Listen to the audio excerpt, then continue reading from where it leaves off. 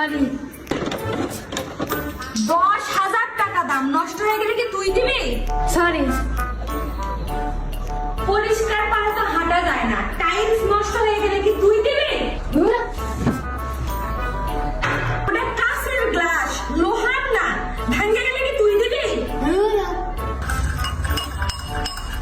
এটা কাঁচের বাটি, লোহার না, এটা ভাঙে গেলে কি তুই দিবি? তুই দিবি? তুই দিবি? তুই দিবি? তুই দিবি?